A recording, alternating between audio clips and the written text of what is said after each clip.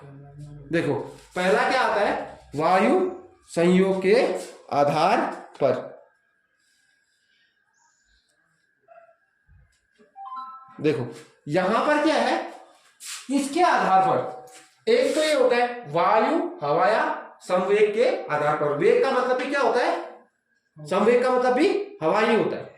और दूसरा आता है आपका, जो दूसरा आता है वो कंपन या तार तत्व के आधार पर। दूसरा क्या आता है, तार तत्व के आधार पर। जो दूसरा भेद आएगा आपका तार तत्व के आधार पर, कंपन या तत्व के आधार पर। ये दो आधार होंगे तुम्हारे। जो व्यंजन होते हैं यहां वर्णों के जो भेद होते हैं किसके आधार पर, यहां पर तार तत्व के आधार पर, मतलब वर्ण रचना के आधार पर। किसके आधार पर, अगर हम इसको बोले वर्णों के भेद, तो वैसे तो बहुत प्रकार के होते हैं ना, तो भेद नहीं कहोगे इसको, यहां पर इसको बोलोगे रचना भेद कहोगे। क्या कहोगे, रचना भेद के आधार पर। ठीक है।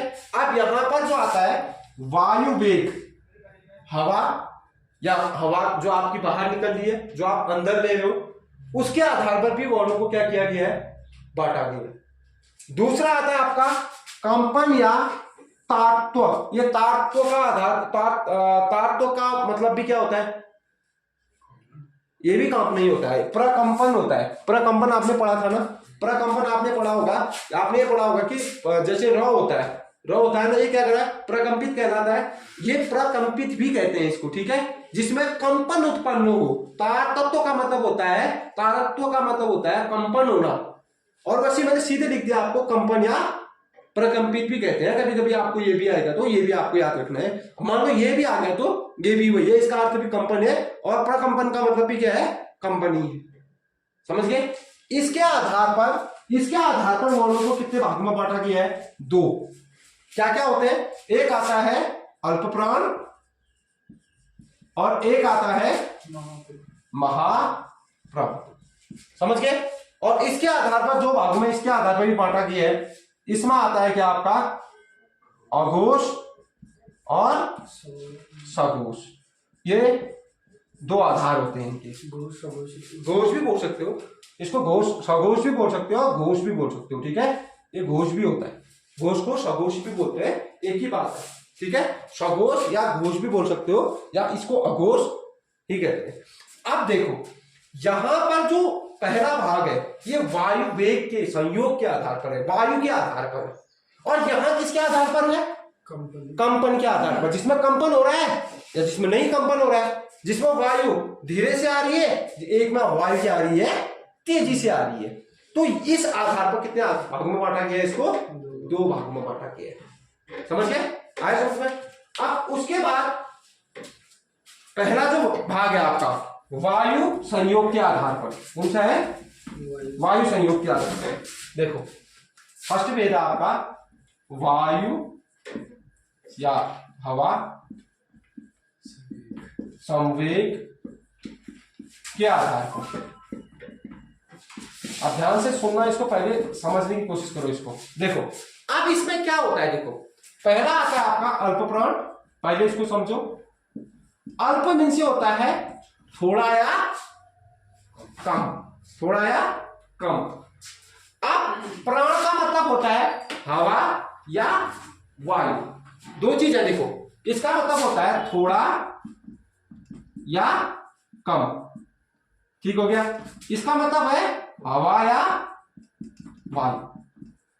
अब जिस वर्ण के उच्चारण में, जिस व्यंजन के उच्चारण में आप क्या करते हो, हल्के से हवा लेते हो, हल्के से ही क्या करते हो, छोड़ते हो, वो क्या कहलाएगा, अल्प प्राण। जैसे क बोलो, क बोलो, क, जिसमें क ख थोड़ा तेजी से करोगे। जहां पर आप हल्के से क्या लोगे, हवा को हल्के, सांस को क्या करोगे, हल्के से लोगे और हल्के से क्या करोगे, छोड़ोगे, वही क्या होगा, अल्प प्राण होगा। उसमें अल्प प्राण से बोलोगे जहां पर हम हल्के से हवा को क्या करते हैं, लेते हैं, और हल्के से हवा को क्या करते हैं, छोड़ते हैं, वहां पर उसको क्या बोलोगे, अल्प प्राण बोलोगे। ठीक है, मतलब जहां से धीरे से हवा लोगे और धीरे से क्या करोगे, छोड़ोगे। समझ गए? यहाँ पर धीरे से या थोड़े या कम या थोड़ा या धीरे से, मतलब आप बहुत तेजी से इसमें हवा को नहीं लोगे। जैसे आपका अल्प प्राण में क्या क्या आ जाता है, क आ जाता है और ग आ जाएगा, ये आपके क्या है, अल्प प्राण है। एक और क्या आएगा, अंग आएगा। देखो इनको बोलो तो क, फिर ग, फिर घ। आप इसमें धीरे से क्या लोगे, हवा धीरे से लोगे और धीरे से क्या करोगे, छोड़ोगे। जहां पर आप धीरे से हवा अंदर लोगे और धीरे से ही छोड़ोगे, वो क्या कहलाएगा, अल्प प्राण कहलाएगा। समझ गए? और महाप्राण होता है जो महाप्राण, अब इसमें आप तेजी से हवा को लोगे और तेजी से ही क्या करोगे, छोड़ोगे। समझ गए? आया समझ में? इसमें तेजी से हवा लोगे। जब क ख, जल्दी बोल लो, नॉर्मली बोलो क ख, जल्दी बोला जाएगा। ख क के मुकाबले ये जल्दी बोला जाएगा महाप्राण। इसमें आप तेजी से हवा लेते हो, तेजी से क्या करते हो, छोड़ते हो। ये क्या कहलाएगा, महाप्राण। जैसे आपने यहां पर क्या हो गया, ख और घ, हर वर्ग का तीसरा, पहला, तीसरा और पहला और चौथा, पहला और तीसरा वर्ण क्या होता है, नहीं, पहला क ख ग घ, चौथा। ये देखो, ये महाप्राण क्या होंगे, पहला, ये तो अनुप्राण तो पहला, तीसरा और पांचवा हो गया। ये पहला और दूसरा और चौथा होगा। ठीक है, दूसरा और चौथा वर्ण क्या होगा, ये आपका क्या होगा, महाप्राण होगा। अब आप बोल के देखो, यहां देखो क ख ग और घ और अंग, मैं एक ही वर्ग का बता रहा हूं आपको। आप क बोलो, आपको क्या हो रहा है, क आराम से क, देखो क हमको लिखो और आराम से हो जाएगा। मगर आप इसमें धीरे से हवा लोगे और धीरे से क्या करोगे, छोड़ोगे। इसमें तेजी से हवा आएगी और तेजी से बाहर निकलेगी। इसमें भी तेजी से धीरे से लोगे और धीरे से बाहर होगा। इसमें तेजी से अंदर होगा और तेजी से बाहर आएगी हवा। ये क्या कहलाएगा आपका, अल्प। मतलब जिसमें कम आराम से हवा आएगी वो क्या कहलाएगा, और जिसमें तेजी से हवा अंदर करोगे। देखो आप खरगोश बोलो तो, खरगोश में आपको ख बहुत जल्दी बोल रहे हो। कमल बोलो, क कहने में ज्यादा समय लग रहा है। आपको समय क्यों लग रहा है, क्योंकि आप धीरे से ले रहे हो, धीरे से क्या कर रहे हो, छोड़ दो। कागज बोलो, देखो आप कहो खाल, देखो आपका ये, इसको तो आप जल्दी हवा लोगे और जल्दी बाहर क्या कर दोगे, छोड़ दोगे। वो क्या होगे, महाप्राण। जिसमें हवा आप आराम से लोगे और आराम से ही छोड़ोगे, वो क्या होगा, समझ गए? आया ही समझ में? चलो इसको लिखो फिर।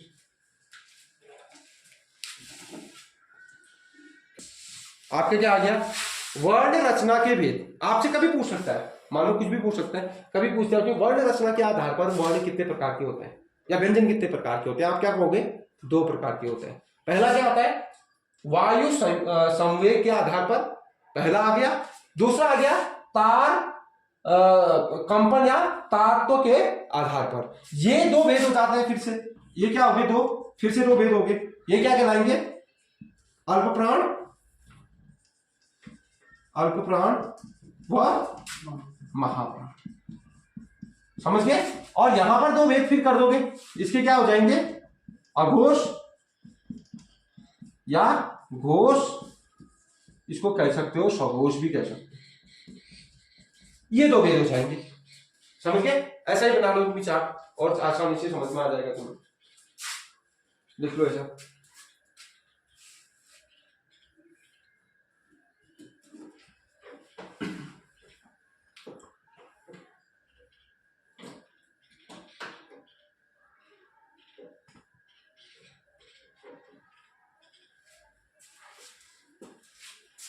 आ गया, समझ में आ गया?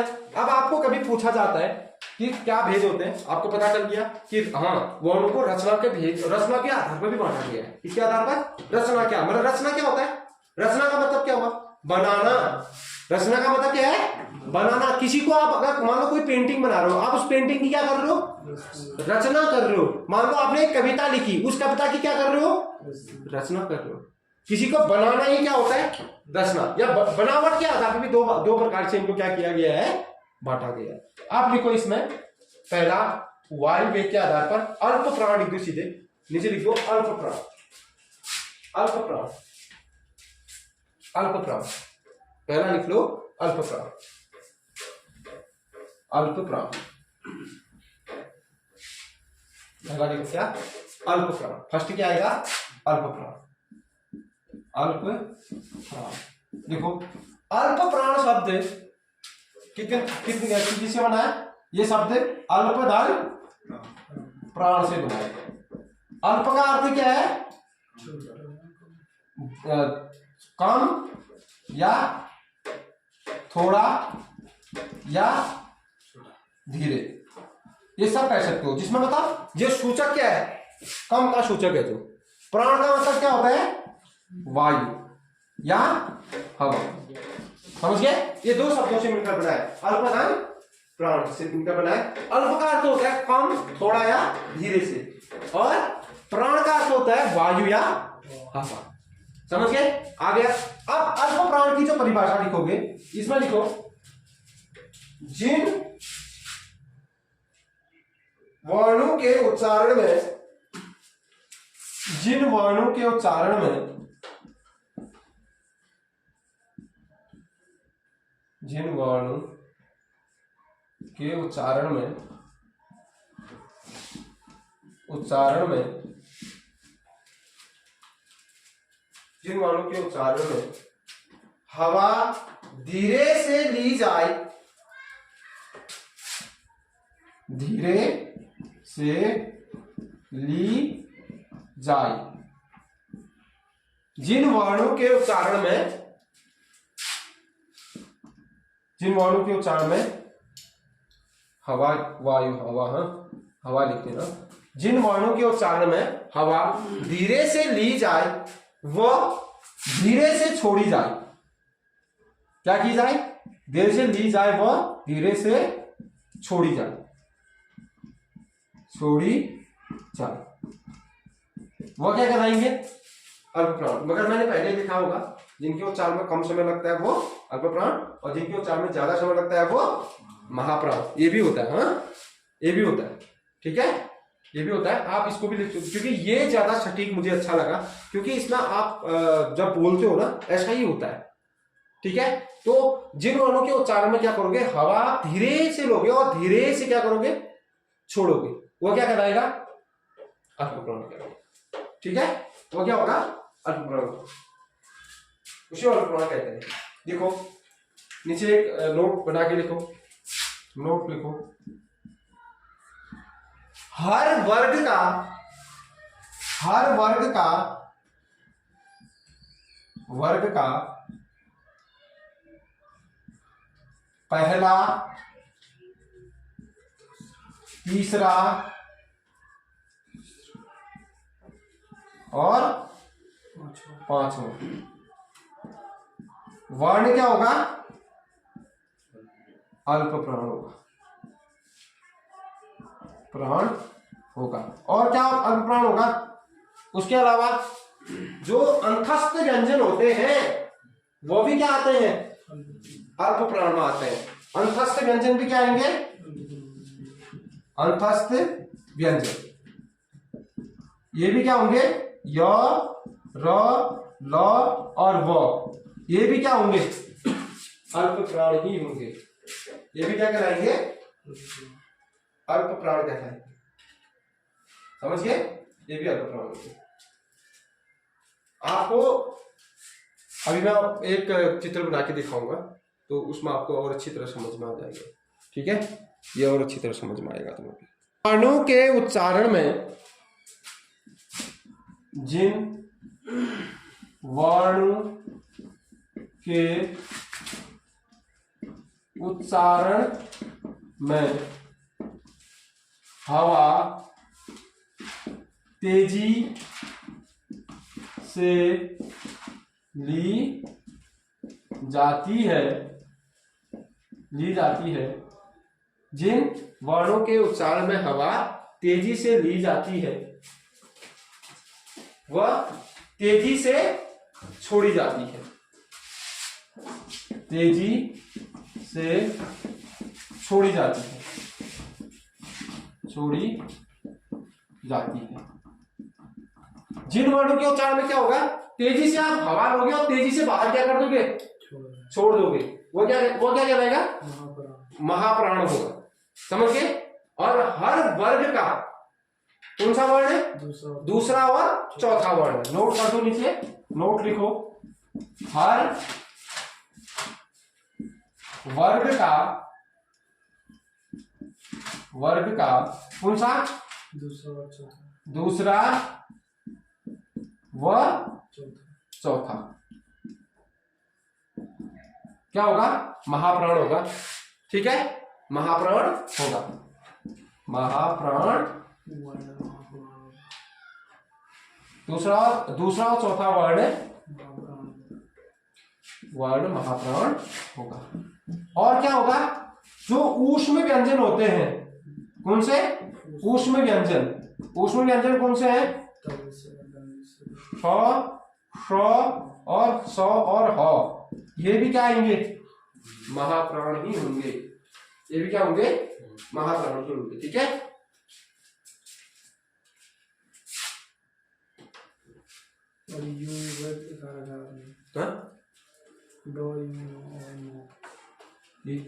ये नासिक दिखाए पहले, इसमें दिखाए थे। ये तो अपने वर्ग में आ जाएंगे, ये अपने वर्ग में आ जाएंगे। देखो मैंने क्या लिखा रखा तुझे, पहला तीसरा चौथा। देखो जैसे क, ख, ग, घ, ङ, ये लिखा रखा है ना। अब पहला तीसरा और पांचवा क्या होंगे, अल्पप्राण। तो ये जितने भी होंगे पांचवा वर्ण, ये सब अल्पप्राण आ जाएंगे। मैंने महा में दिखा रखे हैं, महा में नहीं दिखाई होंगे यार, अल्प में दिखाई होंगे। हाँ चार बनाए मैंने, अभी चार बनाऊंगा उसको, ये अल्प में दिखाया होगा। ठीक है, उन्हें गलत लिखा होगा, क्योंकि पहला और तीसरा और पांचवा मैं कह रहा हूँ, तो ये तो सब अल्पप्राण आएंगे ना। सिर्फ दूसरा और चौथा तो महाप्राण है। हाँ ठीक है, पंचमा अक्षर जितने होंगे ना, पंचमा अक्षर है नासिक वर्ण जितने होंगे, वो सिर्फ में किसमें आएंगे, अल्पप्राण। ठीक है, और इसमें देखो एक चार्ट बनाता हूं मैं, चार्ट देखो।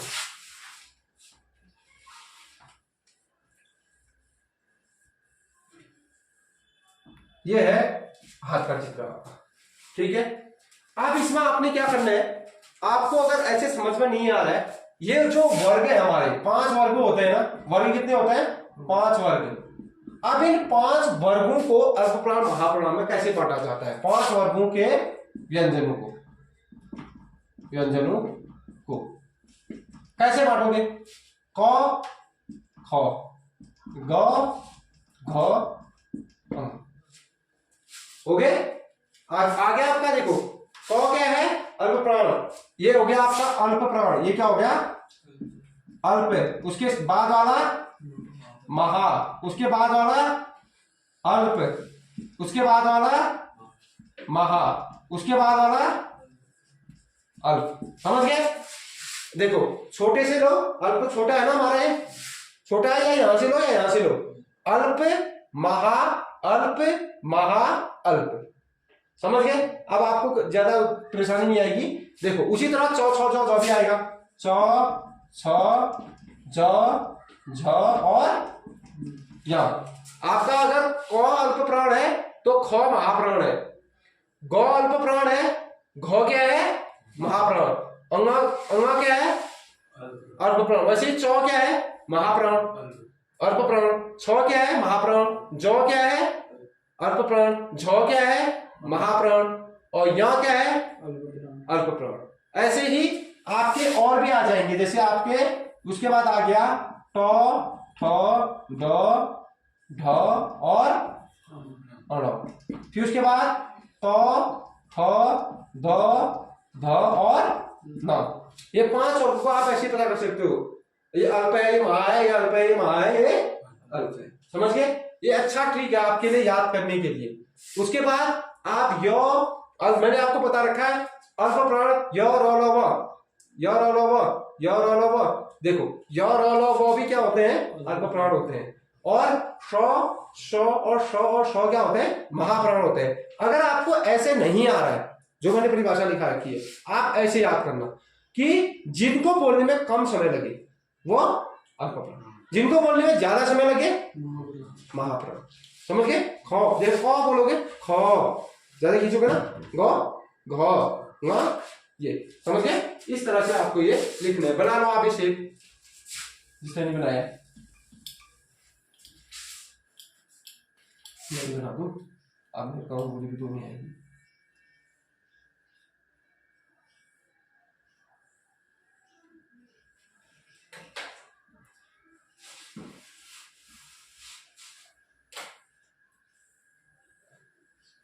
ठीक है, ये आपका हाथ आ गया। इसमें ये इससे छोटी बड़ी आएगी थोड़ी सी, है? 6 हो गई है, 1 2 3 4 5 6 6 हो गई है। अब ठीक है, अब ठीक है, नहीं है मजे लगा, इतना बड़ा हाथ कैसे हो गया? ठीक है, आगे देखो। अब यहां से लिख लो, आप यहां से लिख लो, हो गया। अब यहां से आप लिखो, इसमें क, च, ट और त और प आ गया। ठीक है, किसमें आ गया? अल्पप्राण में। उसके बाद महाप्राण में ख, घ और त, छ और क्या आएगा? छ के बाद झ और ये कम हो जाएगा, ठ आएगा और ढ आएगा और फ आएगा और भ आएगा। समझ गए? ये आपके इतने आ गए। अगर इसको यहां तक पहुंचाना चाह रहा हूं मैं, अंगुली को पहुंचा सकता हूं। ठीक है, उसके बाद मैं उसको बड़ा कर दूंगा। उसके बाद यहां पर बताओ, यहां पर क्या आएगा? अल्प आएगा ना फिर से। फिर तीसरे वर्ण कौन से हैं? तीसरे वर्ण देखो, यहां पर देखो, पहले क, ख, ग, घ, ङ, च, छ, ज, झ और य, ट, ठ, ड, ढ और ढ, त, थ, द, ध और न, प, फ, व, भ और म। आगे 5 और गए। पहले वाले तो तुमने किसमें ले लिए? अल्प में। किसमें ले लिए? अल्प प्राण में। ठीक हो गया। सेकंड वाले किसमें ले लिए? महाप्राण में। और फिर ये वाले किसमें ले लो? अल्प में। इसमें लिख लो क्या है? ग, ज और ड, द और ब। ये आगे इसमें ज्यादा क्यों आई यार? सब मिक्स कर दी ना, सब मिक्स कर दी इसमें। इसमें तो सभी मिक्स किए हैं। फिर उस वाले में चौथे वाले भी लिखे ना, वो दूसरे लिखे, वो वाला भी लिखे ना, बहुत खाली इसमें हमने क्या क्या लेना था? ख, छ, ठ, थ और फ, इतने ही लेने थे ना। आगे समझ गए? ये इतने आगे। उसके बाद देखो फिर क्या है? महाप्राण में कौन कौन से हैं? घ, झ, ठ, ध, ये फिर भ। ये आगे आ गया। फिर उसके बाद लास्ट में क्या है? अन, य और अण और न और म। अब उसके बाद आपको य र ल व लिखना है। अल्पप्राण यहां से है, य र ल और वो भी इसी में आ जाएंगे। समझ गए? आया? बना लो इसको, आपको याद करने के लिए बहुत ही इजी ट्रिक है आपके लिए। मतलब देखो, अघोष का मतलब जिन वर्णों के उच्चारण में क्या हो? स्वर तंत्रिका। आपकी ये स्वर तंत्रिका है ना, स्वर मीन से जहां से आपकी आवाज आ रही है वो क्या है? स्वर तंत्रिका। जहां से आपकी आवाज, स्वर तो निकल रहा है ना। स्वर तंत्रिका का मतलब स्वर को मत समझो आप, जो वर्णमाला में होती है वो नहीं। स्वर तंत्रिका का मतलब जहां से ध्वनि बाहर निकलती है वहां पर जब कंपन नहीं होगा, क्या नहीं होगा, कंपन नहीं होगा, उसको क्या बोलोगे, अघोष बोलोगे। और अघोष वर्ण कौन कौन से होते हैं, पहला और दूसरा। अगर इसको मैं भी हाथ से फिर से इसको प्रयोग करके दिखाऊंगा, और नोट लिख के लिखना, नोट पहला हर वर्ग का, हर वर्ग का पहला व दूसरा वर्ण क्या होगा, अघोष होता है। और क्या होगा अघोष, बताओ, और क्या होंगे अघोष, य ल ल व भी नहीं, ऊष्म व्यंजन होंगे। कौन से होंगे, ये बताओ। फिर इसमें मैं य ल ल व क्यों नहीं लिख रहा, आपको एक चीज पता है, आपको याद करने का एक ट्रिक बताता हूं। देखो, ये आप कभी नहीं बोलोगे जिंदगी में कभी। देखो, र क्या होता है, प्रकंपित भी बोलते हैं ना इसको। प्रकंपित का मतलब होता है कंपन पैदा होना। अब इसमें कंपन पैदा नहीं हो रही है तो यो आएगा इधर, अब नहीं बोलोगे इसको कभी, क्योंकि रॉ को याद कर लेना, क्योंकि रॉ कहां नहीं आता है, रॉ में तो कंपन होता है ना, प्रकंपित होता है, ये कंपन होता है इसको बोलने में। हल्का सा इसमें स्वर तंत्रिका में हल्का सा कंपन पैदा होता है।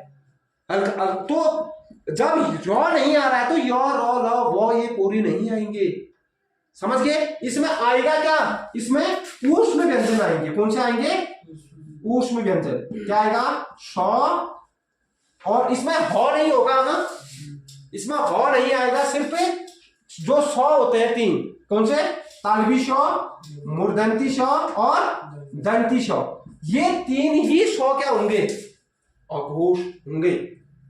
ह नहीं होगा, ह क्या होता है, सघोष होता है। ह क्या होता है आपका, सघोष होता है, समझ गए। ये जो अघोष होता है, अब मैंने आपको बता दिया, जब रॉ प्रकंपित है, इसको आपको पता है ये रॉ प्रकंपित है, तो ये तो कंपन कर रहा है। अगर ये सघोष होगा तो य व और लौ भी क्या होंगे, सघोष होंगे। याद करने का ट्रिक है, आपको रटना नहीं पड़ेगा, ठीक। और जो जिसमें कंपन होगा नहीं होगा वो क्या होंगे, श्र, श, श्र और स, समझ गए। और ह नहीं होगा इसके साथ, क्यों, ह इसलिए नहीं होगा क्योंकि ह भी कहां से आ रहा है, हमारा गले से आ रहा है, इसलिए इसमें भी कंपन पैदा होगा। अगर गले से बाहर निकल रहा है तो क्या होगा, उसमें थोड़ा सा कंपन पैदा होगा, तो क्या आएगा, सघोष होगा, समझ गए। इतना लिखो, देखो इसमें क्या क्या आएगा, घोष या सघोष, जिसका अर्थ क्या होता है, घोष का अर्थ होता है घर्षण। घोष का अर्थ क्या होता है, घर्षण। या जिन वर्णों के उच्चारण में क्या होगा, स्वर तंत्रिका में कंपन पैदा होगा, घर्षण पैदा होगा, जिनका उच्चारण करने वक्त आपको क्या होगा, एक एक कंपन टाइप का, एक ड्रग टाइप का लगेगा, वो शब्द क्या कहलाएंगे, हल्का सा कंपन पैदा होगा, तो वो सघोष या घोष शब्द कहलाएंगे, वर्ण कहलाएंगे। इसमें हर वर्ग का तीसरा, चौथा और पांचवा वर्ण क्या, हर वर्ग का, पांच वर्ग होते हैं ना, क वर्ग, त वर्ग, ट वर्ग, प वर्ग और त वर्ग, ये पांच वर्ग होते हैं। पांचों वर्गों के तीसरा, चौथा और पांचवा वर्ण क्या होगा, घोष होगा। और जो अंतस्थ व्यंजन है य, र, ल और व, ये भी क्या होंगे, सघोष होंगे। और ह, जो का ये ह है उसमें व्यंजन, ये भी क्या होगा, सघोष होगा, ठीक है। लिख लिया। पहला जो है आपका, देखो यहां पर वर्ग आते हैं क, ख, ग, घ और ङ, च, छ, ज और झ और य, ट, ठ, ड, ढ और ढ, फिर त, थ, द, ध और न, प, फ, ब, फ और म। अब आपने पढ़ा है पहला जो है और दूसरा जो है, ये क्या होते हैं, अघोष होते हैं, समझ गए। अब इसमें पहला जो है, पहले को ले लो, क वर्ग, क, ख, आगे पहले वाले, फिर तीसरा और चौथा, क, ख आगे और च, छ आगे, फिर ज और झ आगे, नहीं, च और छ आगे, फिर ट और ठ आगे, फिर त और प आगे, त और थ, और हो गया थ आगे, त और थ यहाँ पर आ गया, और देखो ट आ गया, ये ठ आ गया, ये त आ गया, ये थ आ गया, ये प आ गया, ये ठ आ गया। उसके बाद जो तीन लास्ट के हैं इन दोनों को लो, ये क्या हो गए दोनों, ये आ गए तुम्हारे अघोष, ये दो क्या है अघोष, ये दो क्या है अघोष। अब जो लास्ट के आपके कितने बच गए, तीन बचे हुए हैं, ये तीन क्या हो जाएंगे अब सघोष हो जाएंगे। देखो ये सघोष, ये सघोष, जो बड़ी अंगुली के इस साइड आएंगे, बड़ी अंगुली को लगा के ये बड़ी अंगुली के इस साइड आएंगे, बड़ी अंगुली के बाद जो आएंगे सब क्या होंगे सघोष होंगे, ये भी क्या आएगा सघोष होगा। अब देखो इसमें ग घ ङ आ गया, इसमें के बाद क्या है ज झ और यहाँ आ गया, उसके बाद ड ढ और ढ आ गया, फिर द ध और न आ गया, ब भ और म आ गया। बड़ी अंगुली से इधर को दो ही है ना, दो देखो एक चीज ध्यान से याद रखना, आपको मैंने क्यों बनाया मैं आपको बताता हूँ। बड़ी अंगुली से इधर कितनी अंगुली हमारी दो, तो बड़ी अंगुली से इधर जो आएंगे वो क्या होंगे अघोष। बड़ी अंगुली के उधर कितनी अंगुली है तीन, ये बड़ी अंगुली के बाद क्या आ जाएंगे सघोष। समझ गए, ये बड़ी अंगुली की बात देखो, एक दो तीन अंगुली है, ये तीन क्या होंगे सघोष। उसके बाद जो क्या होंगे सघोष में कंपन उत्पन्न होता है, तो य र ल वो भी क्या आएंगे सघोष, उसके साथ ह भी क्या होगा सघोष ही होगा। देखो इसमें लिख लो य र ल व और अ, ये भी क्या होंगे सघोष ही होंगे। समझ गए, लिख लो इसको।